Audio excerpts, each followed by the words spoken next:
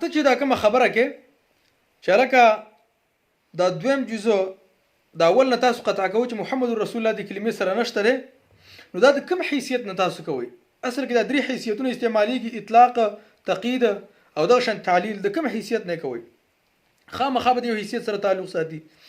که چېرته تاسو داسې کوئ چې د تقیید نه قطع کوئ، نو تقييد د عنوان نه قطع کوي که د معنون نه قطع کوي. الحمد لذي المعارج الذي بين لنا الزواجر ورد على من أنكر عن الآثار الوارد، والصلاة والسلام على من أرشدنا إلى كلمة هي فارقة بين المؤمن والكافر، وعلى آله وأصحابه الذين شددوا الأمر على من أنكر عن حديث واحد. د اسلام عزتمندو د څو ورځې دغه موضوع روانه ده د انکار حدیث او څه کسان منکرۃ الحدیث هغه پیدا شوی دي چې دا موضوع د پښتنو په علاقه کې په دې په معاشره کې هغه خوروي. په دغه بنا باندې موږ یو څو کلیپونه کړیو، خو اوس یو کس راپورته شوی چې هغه ځان مشهورول غواړي. اول موږ پسې څه خبرې کړې دي، اگر چې د الله د رسول صلی الله علیه وسلم په حدیث باندې موږ یاد شو هیڅ خبره نه ده. دویم زمونږ استاد شیخ القرآن والحدیث شیخ عنایت الله الباجوري حفظه الله پسې کړي، نو دغه خبرې به ان شاء الله کوو. خو درېمه خبره داسې یو حدیث به ذکر کوم. تا ویله چې داسې یو حدیث راوړی چې لا اله الا الله محمد رسول الله په صحیح سند سره ثابت دي، هغه سند د بیهقي و غیره هغه ته ذکر کوم. الاول به دې خبرې ته راشو. تا دا ویلي دي، ما ته ویلي چې تا یو ځل اشهد الله اله الا الله او لا اله الا الله دا کلمې ذکر کړي دي، دواړو کې څومره فرق دی؟ اشهد الله اله الا الله جدا کلمه ده او لا اله الا الله دا جدا کلمه ده. خو ته دلته جاهلی، تا به دا اورېدلی چې یو عنوان د شي، دویم معنون د شي، عنوان د شي او معنون د شي. زما در سره په عنوان کې موافقت نشته. عنوان د دوړو کلمو جدا دی. زمونږ چې اتفاق دی په معنون د شي کې اتفاق دی چې معنی دواړه یو ورکوي. لا اله الا الله هم دغه معنی ورکوي او اشهد الله اله الا الله هغه هم دغه معنی ورکوي، دواړه یو دي په اتفاق. دویمه خبره دا تا به دا قاعده اورېدلې چې کل ما وافق الاصل يستغني عن الدليل.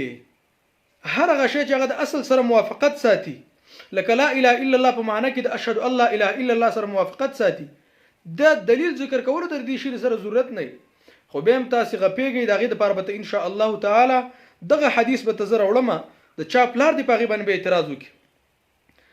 درېمه دا قاعده به تاوریدلی چې الشبيه بالشيء يؤخذ حكم الشيء، چې کله یو څیز د یو شی سره مشابه وي هغه هم دغه حکم اخلي. لا اله الا الله په معنی کې د اشهد الله اله الا الله سره موافق ده، یو شانتي ده، نو دام دغه حکم اخلي. اعتراض ته ضرورت نه، خو بیا هم د ان شاء الله د په اخره کې یو حدیث راوړم ته ذکر کوم. دریم استاد یار او استاد دوست منیر شاکر چې دا کوم هغه خبره کړې ده، الاول خو بدل او مبدل منه غلط جوړ کړی، دویم دغه معنی هم غلط کړی، د موصوف صفت معنی ولا کړی ده. دلته د ذکر کړي او لفظ الله دا مبدل منه ده، محمد دته بدل ده. دا دواړه غلط دی. وجه دار په کلام د عربی کې د وسه پورې موږ د سینې دي چې عالم د عالم نه بدل واقعش. او دویمه دا خبره چې دا بدل خو په اصل کې توتیه او تمهیدی، اصل کې خو مبدل منه مقصودی، مبدل منه هغه شی مقصودی، نو په دې خو به هیڅ پیدا مرتب نشوله. دا خبره و چې نوې نوې نظامونه دي بس تاسو ته بسړی سوی.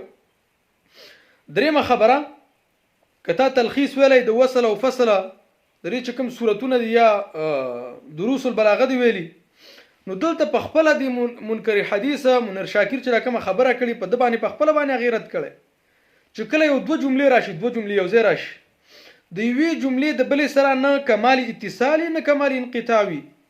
لکه لا اله الا الله یو جمله ده، محمد رسول الله دا جدا جمله ده، د دې دوه منځ کې نه کمال اتصال شته نه کمال انقطاع شته. توسط الکمالین ته ویل کېږي، نه پوره اتصالي نه پوره انقطاعي. نو په دې صورت کې دا روسته جمله چې کومه دا روسته جزء دا د اول نه بدل واقع کېږي، نه تی بیان واقع کېږي او نه تی تاکید واقع کېږي. خو تاسو اوس په دې خبر باندې چرته پوهیږئ که چرته ستاسو علمي استعداد نه یا ان شاء الله زموږ په واتس اپ باندې د نحو هغه دوري شروع دي، د واتس اپ نه علاوه عام موږ د نحو دوري کوو به پاره کې ان شاء الله حاضری وکړه. زمونږ استادان څه کوي چې ان شاء الله مونږ به په دې خبره باندې هغه پوه کو.